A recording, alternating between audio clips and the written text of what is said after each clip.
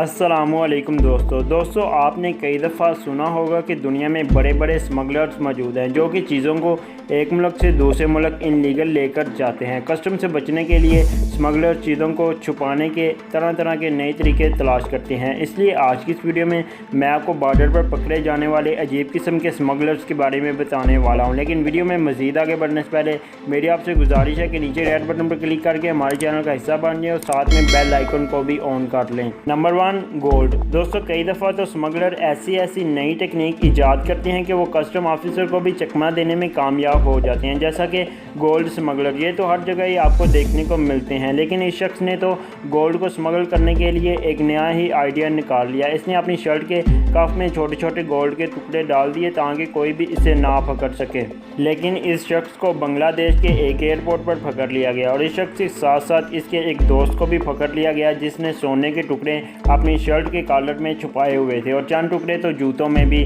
موجود تھے۔ ان دونوں سے تقریباً 2.5 کلو سونا برآمد ہوا جو کہ چھوٹے چھوٹے ٹکڑوں کی صورت میں تھا۔ ان کی یہ چال کسی کام نہ آ سکی۔ نمبر 2، آئی فونز۔ دوستو ضرورت سے زیادہ اور کسٹم سے چھپ کر کئی لوگ ایک ملک سے دوسرے ملک فون لے کر جاتے رہتے ہیں، لیکن اس شخص نے تو حد ہی کر دی۔ چائنا کے بارڈر پر ایک شخص کو اریسٹ کیا گیا اور جب دیکھا گیا تو اس کے پاس 94 آئی فون تھے اور اس نے یہ آئی فون اپنی باڈی کے ساتھ چپکائے ہوئے تھے، اور جب اس شخص کو میٹل ڈیٹیکٹر سے گزارا گیا تو پتہ چلا کہ اس کی باڈی کے ساتھ کچھ تو لگا ہوا ہے۔ کسٹم آفیسر نے جب دیکھا تو وہ حیران رہ گئے، اس کی تقریباً پوری باڈی ہی آئی فون سے بھری ہوئی تھی۔ اس میں سے زیادہ تر موبائل چوری کے تھے۔ ان اسمگلر نے ٹرائی تو بہت کیا لیکن اس کی ساری محنت بیکار چلی گئی۔ نمبر 3، اسمگلنگ مین۔ دوستو آپ نے کئی دفعہ سنا ہوگا کہ کچھ لوگ انلیگل بارڈر کراس کر کے دوسرے ملک جاتے ہیں، اس لیے وہ طرح سے چھپ کر کسٹم سے بچنے کی کوشش کرتے ہیں، لیکن 2001 میں دنیا کا سب سے انوکھا اسمگلنگ کا طریقہ سامنے آیا۔ ایک گاڑی امریکہ آ رہی تھی اور کسٹم آفیسر نے اس میں سے ایک عجیب قسم کی سیٹ دیکھی اور جب اس کی چیکنگ کی گئی تو اس سیٹ کے اندر ایک شخص تھا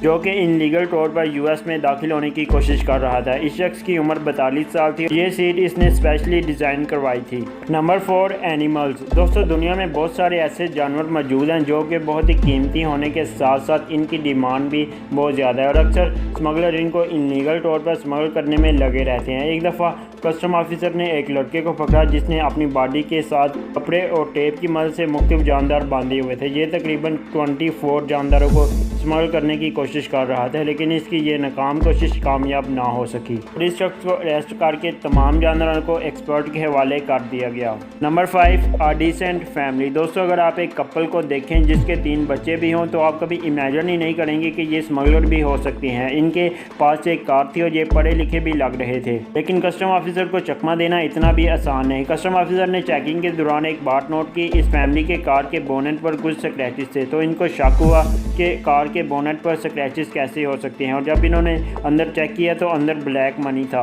یہ ڈیسنٹ نظر آنے والی فیملی در حقیقت بلیک منی اسمگل کر رہی تھی، اور شرم کی بات تو یہ ہے کہ یہ لوگ اس گھٹیا کام میں بچوں کا استعمال بھی کر رہے تھے۔ Number 6، cigarette. دوستو دنیا میں کئی ممالک ایسے ہیں جن میں لمٹ سے زیادہ سگریٹ لے جانے کی اجازت نہیں۔ عام طور پر بھلا کوئی شخص پینے والا سگریٹ کہاں چھپائے گا، جیکٹ میں، کسی ہارڈ میٹل والی چیز میں یا پھر کسی بیگ میں، لیکن جن اسمگلر کے بارے میں آپ کو بتانے والا ہوں ان کا تو کوئی جواب ہی نہیں۔ انہوں نے درختوں کے اندر سگریٹ چھپا دی اور لکڑی کے اندر بھی کچھ چھپایا جا سکتا ہے، اس کے بارے میں بھلا کون سوچے گا۔ یہ سگریٹ ایک ٹرین کے اندر ٹرانسپورٹ ہونے والی لکڑی کے اندر چھپائے گئے تھے۔ ان لکڑی کا وزن تقریباً 27 ٹن تھا۔ ان لکڑیوں میں سے زیادہ تر کے اندر سگریٹ رکھے گئے تھے اور کسٹم آفیسر نے اس لکڑی سے تقریباً 25,000 پیکٹ پکڑے۔ انہوں نے لکڑی کے اندر ہول بنا کر اس میں سے سگریٹ ڈال کر دوبارہ بڑی صفائی سے اسے بند کر دیا، لیکن پھر بھی یہ قانون کی نظر سے نہیں بچ سکے۔ Number 7، weapons. دوستو امریکہ کے علاقے ٹیکسس میں موجود بارڈر سے بہت سے اسمگلر چیزیں اسمگل کرنے میں لگے رہتے ہیں اور US کسٹم